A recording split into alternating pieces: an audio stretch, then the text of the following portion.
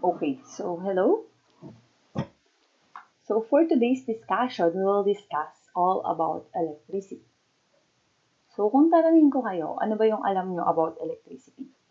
Siguro, ang alam nyo, ito yung uh, galing dun sa mga distribution utility like Kanoreco na uh, pag minsan pag down ang sinasabi natin, hindi tayo makapag-charge, o kaya naman, uh, hindi natin bumuksan sa electric fan, may init, ganyan. So, that is one type of electricity. So, meron kasi tayong natawag na static electricity. Ito naman is hindi siya galing sa mga distribution utility like Canoreco. Ito lang yung sabi daw is static electricity is nothing but a contact between equal amount of protons and electrons, the positively and negatively charged subatomic particles. So, So ito, yung nagkakaroon sila ng contact and then because of friction, so yun yung static electricity. But then, yung katulad ng sabi ko kanina, yung from distribution utility na dumadaan sa mga wires or tinatawag ding conductors, so that is current electricity. And for this topic, we will focus about current electricity.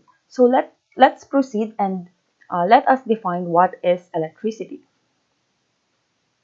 So electricity, sabi dito, is a physical phenomenon tied to the behavior of positively and negatively charged elementary particles of an atom.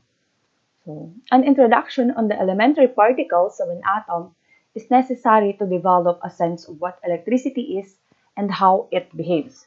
So, later part, so malalaman natin na ano-ano ba nga yung pinanggagalingan ng electricity and then meron din ditong konting computation. But in this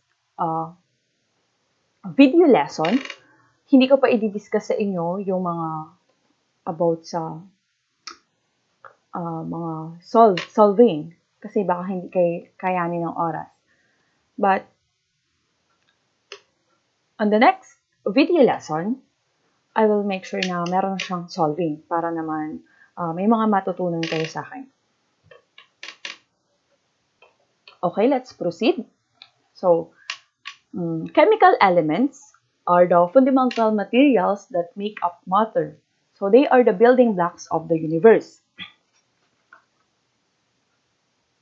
So, example dito is hydrogen, oxygen, nitrogen, carbon, silicon, copper, iron, silver, and gold. So, these are among the more than 100 known elements. Sunod, yung atoms, siguro discuss na yun sa inyo ito nung high school.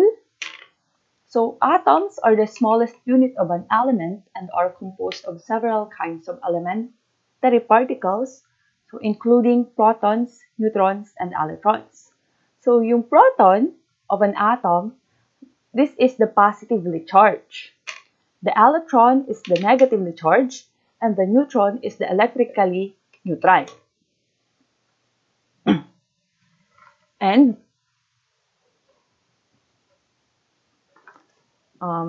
law of charges states that the opposite charges attract each other and like charges repel each other. Thus, negatively charged electrons are attracted to positively charged protons. Conversely, negatively charged electrons tend to repel one another. So, hindi lang yan. Siguro na-discuss na rin sa inyo sa chemistry about the compound. So, yung compound daw is the combination of two or more elements. And then, yung molecule naman is the smallest particle that a compound can be reduced to before it breaks down into its element. So, yung sunod pa pala. Hindi na pala na-discuss. Okay. So, yung electron, ayun, nandito pala, electron, this is the negatively charged particles that revolve around the nucleus of an atom. So, di ba meron tayong atom? So, wala kasi ditong drawing. So, may atom. So, yung nasa labas ng atom na yun, yun yung tinatawag nating electron. And then, yung protons naman, yung positively charged particles, this stays in the nucleus of an atom. What is nucleus? Yung nucleus is, ito po yung central part of an atom. And then, yung neutrons din naman, or yung the electrically neutral, or having no charge, they are about the same size as protons. And paras po silang located at the nucleus.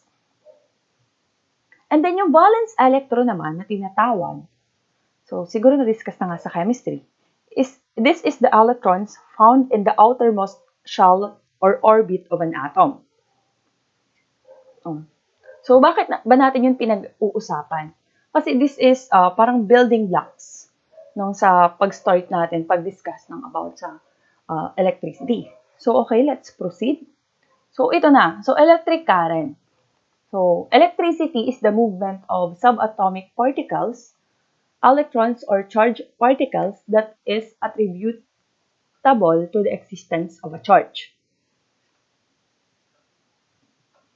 So, yun nga, sabi din dito, a flow of electric charge through a conductor is an electrical current or simple current. When opposite charges are placed across a conductor, so yung negatively charged subatomic particles move from a negatively charged to the positively charged. So, yun. So, dito, i-discuss din natin about sa conductors, insulators, and semiconductors.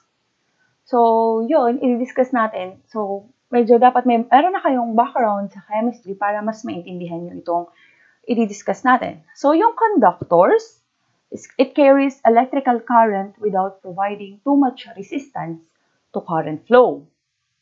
So, some materials convey electricity better than others and are good conductors of electricity. So, example po nito is mga metallic elements. For example daw is yung silver. Sabi dito is silver is the best natural conductor of electricity, followed by copper, gold, and aluminum.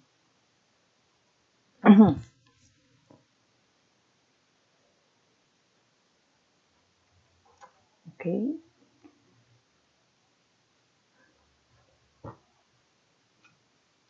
So, dito, yung conductors, kung ibabase mo siya sa chemistry, so conductors are materials having less than 4 valence electrons. Okay? So, insulator, ano naman ito? So, these are materials that resist the flow of electricity. So, kabaliktaran to nung conductors, nung kanina.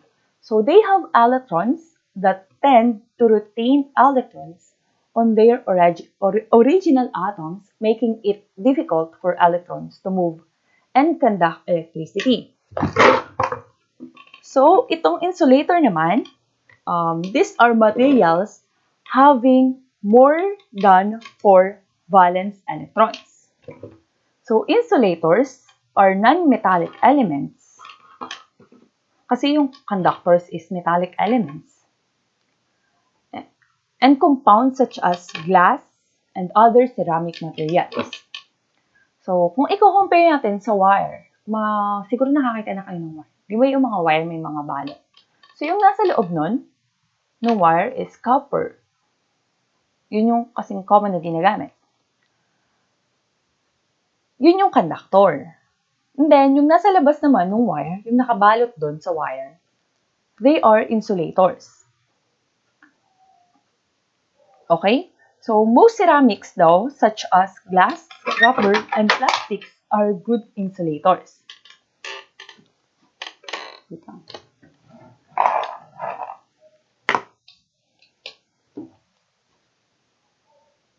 Okay, let's move on. So, semiconductors. So, semiconductors naman are materials that are neither good conductors nor good insulators. So, ito is semiconductors, nasa pagitan lang siya ng conductors and insulators. So they behave like good conductors at high temperature and insulators at low temperature. So semiconductors are solid-state devices such as diodes, transistors, and integrated circuits, which are used in most electronic devices such as computers and sound systems. The two most common materials used in production of electronic components are silicon and germanium.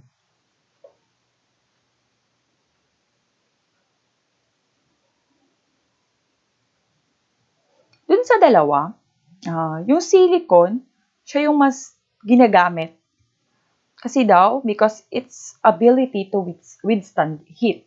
Kung pagbabasehan naman natin ang valence electrode, so yung semiconductors, these are materials having 4 valence electrons. So, okay naman. So, okay, next. So, ito yung sunod is producing current flow. So, electricity is the flow of current through a conductor. So, yung current must be forced to flow in a conductor by a presence of charge. So, there are 6 primary ways that current can be forced to move through a conductor. So, yung katulad ng sabi ko kanina, number 1. So, yung static electricity from friction. So, simply rubbing two materials together produces a charge of static electricity. So, heat energy caused by friction frees electrons near the surface of one material and they move to the other material.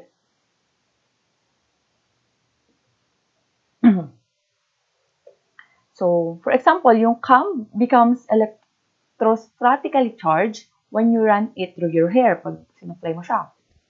So, the soles of shoes become statically charged when they are rubbed across carpet. So, this charge is discharged when an electrical fixture or door handle is touched. So, yun yung sa static electricity. So, number 2. So, thermoelectricity, or it is the electricity from heat. So, when two dissimilar metals are joined, a thermoelectric charge is created when the joined metals are heated. So, that device is called thermocouple. So, heat frees electrons in one metal and they transfer to the other metal, creating the charge. So, when materials cool, the charge dissipates. So, number 3. So, piezoelectricity. So, this is electricity from pressure. Okay. Yung certain crystalline materials produce a piezoelectric charge when a force deforms or strains the material. So, the pressure forces the electron to one side of the material, causing it to be negatively charged, while the side losing the electrons become positively charged. Ano bang magandang example nito? Siguro nakabili na kayo dati ng mga greetings card. Tama ba? Piezo. Yung di ba, pag binubuksan niyo siya, yung kumakanta or tas umiilaw minsan. So, yun yung isang example dito sa piezo. Or ano pa? Sige. Kung hindi niyo pa masyado maintindihan, pwede kayo mag-search sa internet. So, marami naman doon. Pwede maging example ng piezo. So, sunod, electrochemistry. So, is electricity from a chemical reaction. A galvanic reaction produces opposite electrical charge in two dissimilar metals when they are placed in certain chemical solution. Okay, example niya is, dito, the ordinary flashlight and car battery produce electricity using this principle. So, electrochemistry is, example niya is about batteries. Battery sa flashlight or sa mga sasakyan, kaya naman sa mga, ano pa, batteries. Or even sa phone, pwede din siya. So, photoelectricity. Ito naman is electricity from light. So, When small particles of light called photons strike a material, they release energy that can cause atoms to release electrons.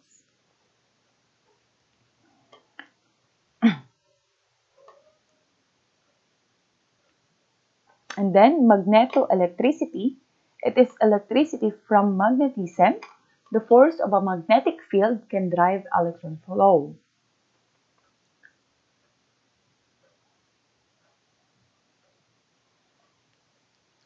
Okay, so wait lang. Tignan ko kung nagre-record. Baka kasi hindi.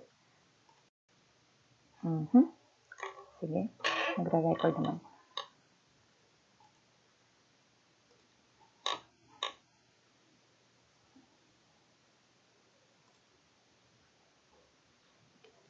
Okay, move on. So this is the, dito na ba? Okay, dito na. Fundamental units of electricity. So voltage, or tinatawag din siyang electromotive force. So ang symbol niya is E or EMF. So yun yung common. So this is the driving force behind current flow. So a difference in charge creates an electrical pressure which moves current in one direction. So the unit of electrical pressure is the volt or V. Voltage level governs the amount of electrical energy that will flow through a wire. A boost in voltage increases current flow, and a drop in voltages reduces flow. Okay. Ano pa ba? Amperage or inductive flow. So, kung symbol naman siya is I. This is the rate of current flow in a closed electrical system and is measured in a unit called the ampere, or frequently called the amp. So an ampere is related to the number of electrons flowing through a section of conductor or wire over a period of time.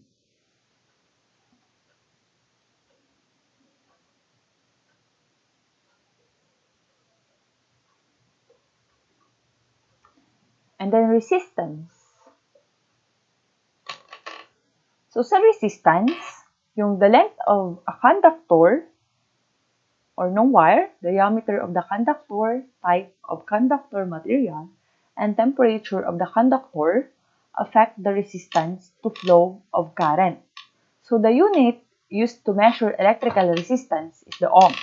So 1 ohm is that resistance that allows 1 amp to flow when pushed by a pressure of 1 volt. Okay. So may another discussion kasi ako all about resistance. But then, sa next video lesson ko na lang sa inyo i-discuss. Okay. So, Ohm's law. Siguro very much familiar na kayo dito kasi bukod sa i-discuss natin to, na-discuss na rin to sa physics. So, Ohm's law. So, current flow is caused by electromotive force or voltage. So, amperage is the rate of current flow and may be referred to as inductive flow. So, resistance refers to the ability of a conductor to resist current flow and is measured in ohms. So, voltage or E, amperage, and resistance in an active electrical circuit are related through Ohm's law. So, ang Ohm's law, ang formula niya talaga is E, or that is the voltage, equals sa I, or the current times the resistance. So, kung sa unit naman, volt equals amps times ohms. Okay? So, di pa tayo magsasolve ngayon sa mga susunod pang video lesson. And then, fundamental units of electricity. Okay, power. So, power is the rate of which work is accomplished. It is work or energy released divided by time. So, the unit of power measurement that most individuals are likely familiar with is horsepower. So 1 horsepower is equivalent to 33,000 foot-pound of work per minute or 550 foot-pound per second. Then yung 1 horsepower naman is equivalent to 746 watts power. So on a direct current circuit, voltage o yung E and amperage are related to wattage through the DC power equation, also known as Joule's law. So based on the equation, power equals to voltage times current. Kung sa unit naman, watt equals voltage times ampere. Okay, so i-discuss ko siya mas detail pag magsasolve na tayo. So yun yung kailangan yung tandaan, yung dalawa. Yung Ohm's law and then the Joule's law.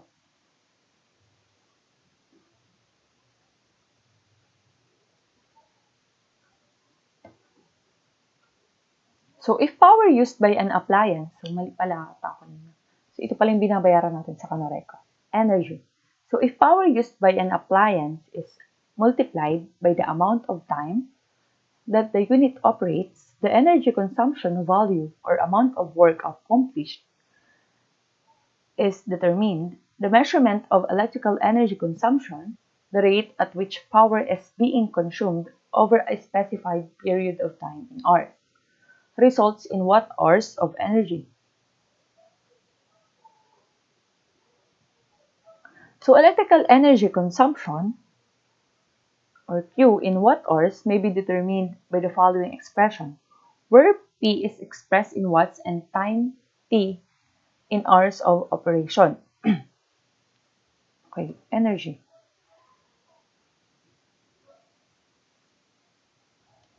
Okay naman, itong energy is para siyang joule per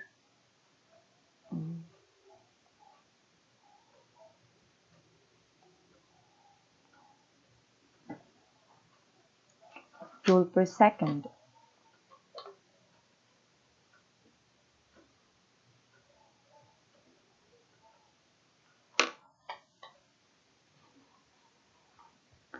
Okay, so that's all for today siguro.